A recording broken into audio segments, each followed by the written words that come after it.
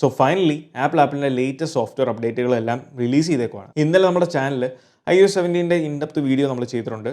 അതിൽ വളരെ മേജർ ആയിട്ടുള്ള ഇമ്പോർട്ടൻ്റ് ആയിട്ടുള്ള ഫീച്ചേഴ്സ് ആൻഡ് ചേഞ്ചസ് നമ്മൾ എക്സ്പ്ലെയിൻ ചെയ്തിട്ടുണ്ട്.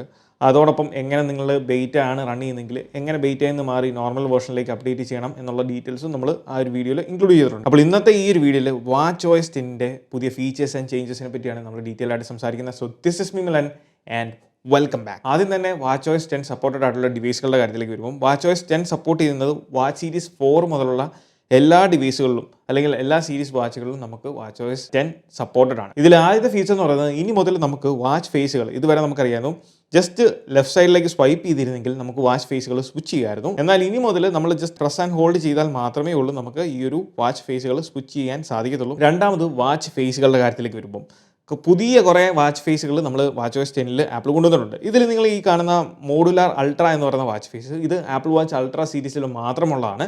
ബാക്കിയുള്ള സീരീസിലൊന്നും നമുക്ക് ഈ ഒരു വാച്ച് ഫേസ് ലഭിക്കത്തില്ല. ഈ പ്രാവശ്യം റിലീസ് ചെയ്ത എല്ലാ വാച്ച് ഫേസും ഒന്നിനൊന്നും മെച്ചമാണ്, എസ്പെഷ്യലി ഈ ഒരു മോഡുലാർ അൾട്ര. സോ ഇതിൻ്റെ എഡിറ്റിലേക്ക് പോകുമ്പോൾ നമുക്ക് ബെസൽസ് 2-3 ഓപ്ഷൻസ് ആപ്പിൾ കൊടുത്തിട്ടുണ്ട്.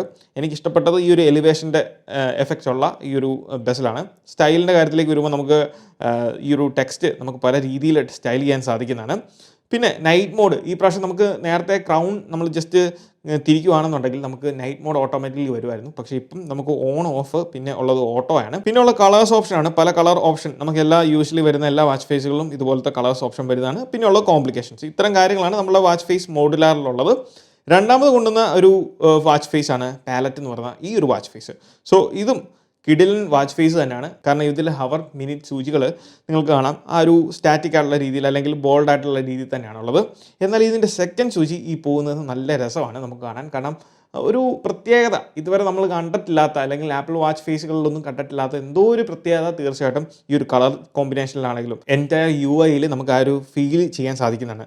ഇതിലും നമുക്ക് ഈ പറഞ്ഞ പോലെ different colour options colour combinations എല്ലാം ആപ്പിൾ കൊണ്ടുവന്നിട്ടുണ്ട്. അതെല്ലാം അടിപൊളിയാണ്. മൂന്നാമതുള്ളതാണ് നൈറ്റ് ഗ്ലോബൽ എന്ന് പറയുന്ന ഈ ഒരു വാച്ച് ഫേസ്. നമുക്കറിയാം കഴിഞ്ഞ watchOS 9 അപ്ഡേറ്റ് മുതൽ നിങ്ങൾ ആപ്പിൾ വാച്ചിൻ്റെ നൈക്ക് എഡിഷൻ അല്ല ഉപയോഗിക്കുന്നെങ്കിൽ പോലും നിങ്ങൾക്ക് നൈക്കിൻ്റെ വാച്ച് ഫേസുകളെല്ലാം അവൈലബിൾ ആവുന്നതായിരിക്കും. ഇതിലെ രസകരമായിട്ടുള്ളൊരു ഫാക്ടർ എന്താണെന്ന് വെച്ചാൽ ആ ഒരു ഗ്ലോബിലേക്ക് നിങ്ങൾ സൂക്ഷിച്ച് നോക്കിയാൽ അവിടെ ആ ഒരു ഗ്ലോബ് ഇങ്ങനെ തെളിഞ്ഞ് അല്ലെങ്കിൽ ആ വെബ് ഇങ്ങനെ കയറി വരുന്ന കാണാൻ സാധിക്കും. അതെന്ന് പറയുന്നതാണ് ഇതിൻ്റെ സെക്കൻഡ്സിനെ നമ്മളെ ഇൻഡിക്കേറ്റ് ചെയ്യുന്നത്. അതാണ് ആ ഒരു ആനിമേഷനാണ്. എന്തായാലും അടിപൊളി തന്നെയാണ്. ഇതിലെ ഫണ്ണി ആയിട്ടുള്ള മറ്റൊരു വാച്ച് ഫേസ് ആണ് സ്നൂപ്പിയും അടിപൊളിയാണ്. നമുക്ക് ഈ ഒരു വാച്ച് ഫേസ് ആഡ് ചെയ്ത് കഴിഞ്ഞാൽ നമുക്ക് ഇതിന് ഡിഫറെൻറ്റ് സ്റ്റൈലുകൾ കളേഴ്സ് കാര്യങ്ങളൊക്കെ ഇതിൽ ആഡ് ചെയ്യാൻ സാധിക്കും നോർമലി ഉള്ള പോലെ. പക്ഷേ ഇതിലെ വെറൈറ്റി എന്ന് പറയുന്നത് ഓരോ തവണയും നിങ്ങളിത് യൂസ് ചെയ്യുന്ന സമയത്ത് ഇതുപോലുള്ള പല ആനിമേഷൻസ് ആണ് നിങ്ങൾക്ക് കാണാൻ സാധിക്കുന്നത്. ജസ്റ്റ് ഞാൻ ഇവിടെ ഹോൾഡ് ചെയ്തിട്ട് വീണ്ടും ഇത് ഓപ്പൺ ചെയ്യുമ്പോൾ അല്ലെങ്കിൽ ടാപ്പ് ചെയ്യുമ്പോൾ നിങ്ങൾക്ക് ഓരോ ടൈമിലും ഇതുപോലെ പല വെറൈറ്റി വാച്ച് ഫേസുകൾ നിങ്ങൾ ഓരോ തവണയും കാണാൻ സാധിക്കുന്നതാണ്. ആൻഡ് ഫൈനലി ഇതിൽ ആഡ് ചെയ്ത മറ്റൊരു വാച്ച് ഫേസ് ആണ് സോളാർ അനലോഗ് എന്ന് പറയുന്നത്. ഇതും നമ്മളുടെ ആ ഒരു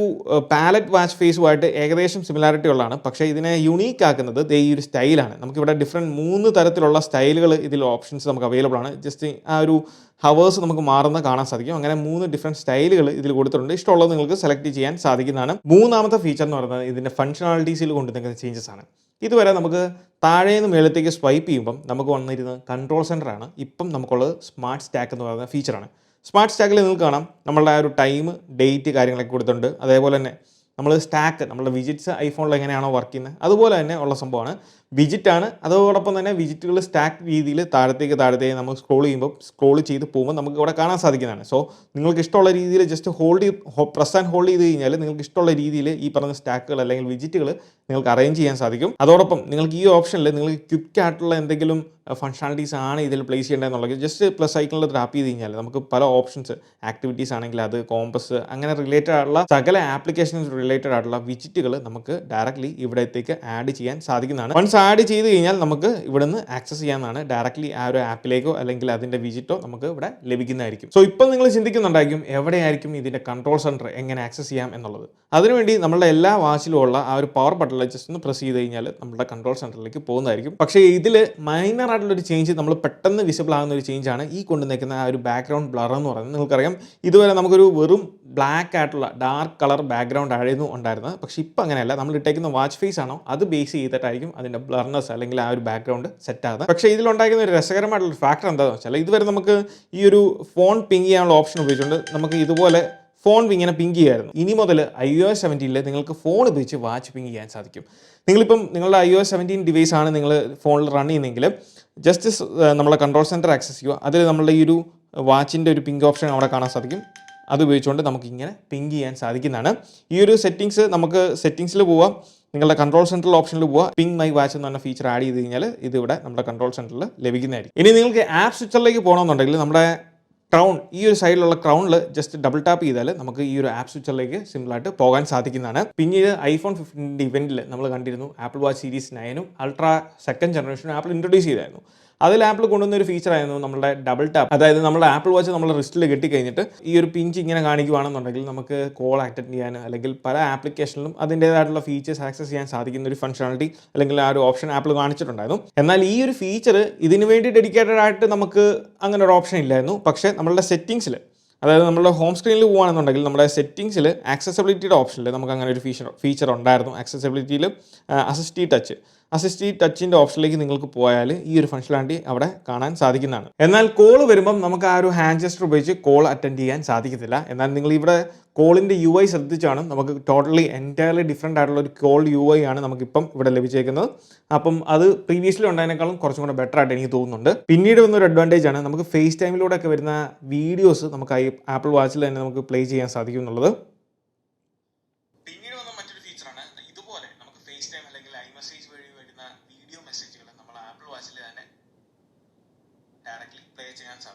പിന്നീട് watchOS 10 വന്ന മറ്റൊരു ഫംഗ്ഷനാലിറ്റിയാണ് നമ്മളുടെ ബാറ്ററിയുടെ ഓപ്ഷനിലേക്ക് പോകുകയാണെന്നുണ്ടെങ്കിൽ ഒപ്റ്റിമൈസ്ഡ് ബാറ്ററി ചാർജിങ് ലിമിറ്റ് എന്ന് പറയുന്നത്.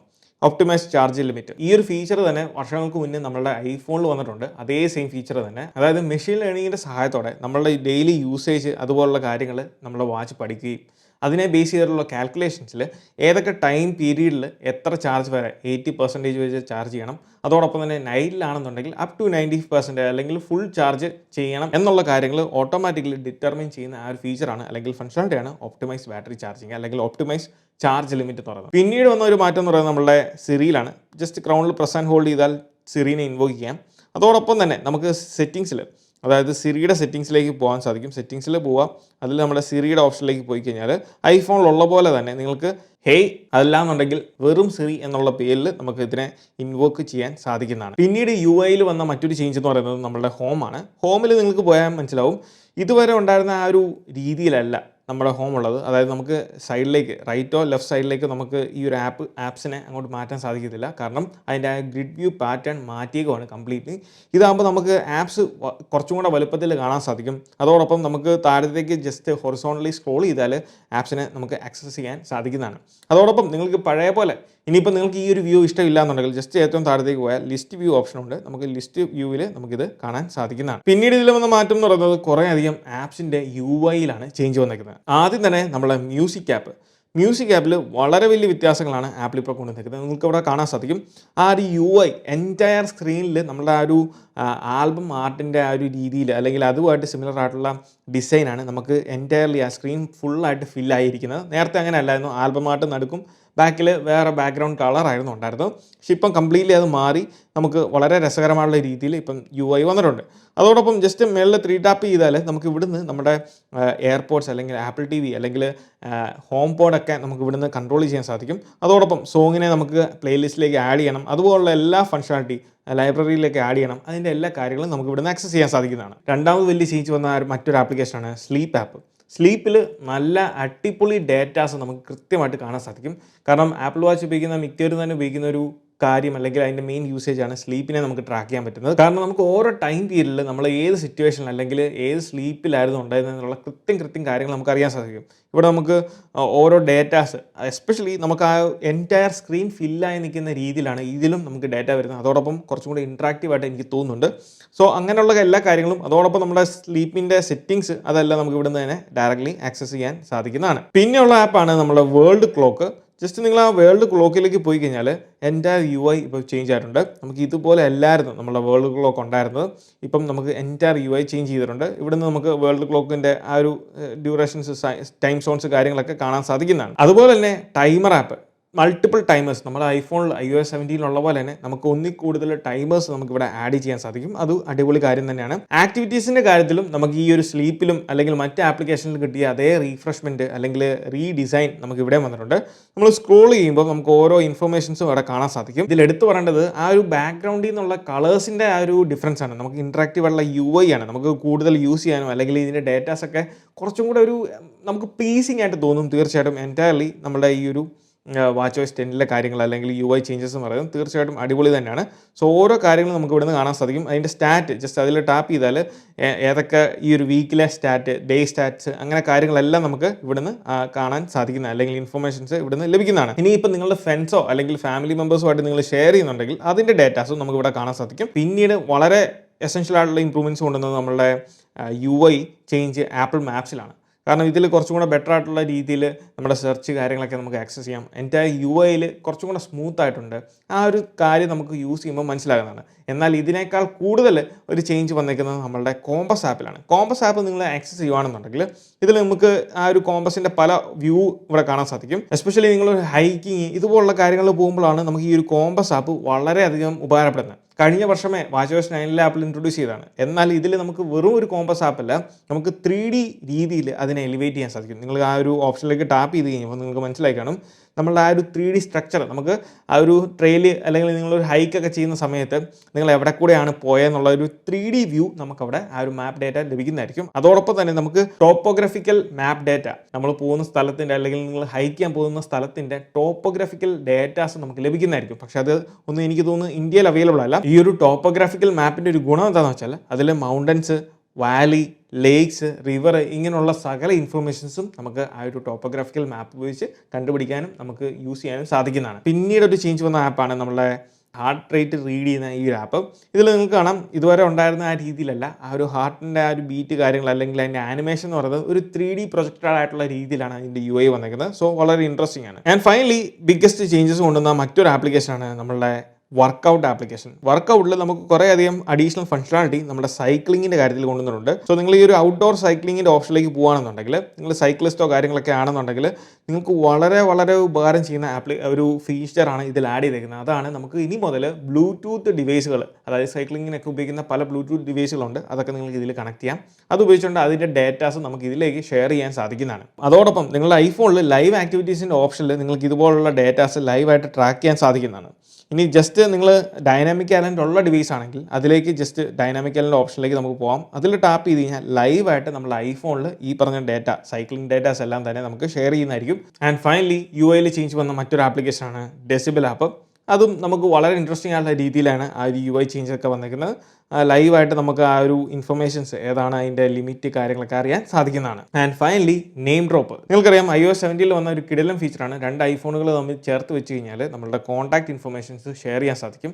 അതേ ഫീച്ചർ തന്നെ ഇനി മുതൽ നമുക്ക് ആപ്പിൾ വാച്ച് ടു ഐഫോൺ അല്ലെങ്കിൽ Apple watch to Apple watch നിങ്ങൾ ജസ്റ്റ് ഒന്ന് ചേർത്ത് വെച്ചാൽ അല്ലെങ്കിൽ മുട്ടിച്ചാൽ നമുക്ക് കോൺടാക്റ്റുകൾ ഷെയർ ചെയ്യാൻ സാധിക്കുന്ന ആ ഒരു നെയിം ഡ്രോപ്പ് ഫീച്ചർ നമുക്ക് ആപ്പിൾ വാച്ചിലും ആപ്പിൾ ഇൻ്റഗ്രേറ്റ് ചെയ്തിട്ടുണ്ട്. അതിപ്പം കറൻ്റ്ലി ഇല്ല, താമസിക്കാതെ വരുന്ന അടുത്ത അപ്ഡേറ്റിൽ നമുക്ക് ഇത് ലഭിക്കുന്നതായിരിക്കും. കറൻ്റ്ലി ആ ഒരു ഫീച്ചർ വർക്കിംഗ് അല്ല അല്ലെങ്കിൽ ഫങ്ഷനബിൾ അല്ല എന്നുള്ളതാണ്. അപ്പോൾ ഇതൊക്കെയാണ് നമ്മൾ watchOS 10 പറ്റിയുള്ള ഏതാനും ചില വിശേഷങ്ങൾ. ഇതിൽ കൂടുതൽ ഫീച്ചേഴ്സ് കാര്യങ്ങളൊക്കെ നിങ്ങൾക്ക് അറിയണം, അതിനെപ്പറ്റിയുള്ള വീഡിയോസ് വേണമെന്നുണ്ടെങ്കിൽ നിങ്ങളുടെ അഭിപ്രായങ്ങളൊക്കെ കമൻറ്റ് ബോക്സിൽ അറിയിക്കുക. So once again this is me Milan.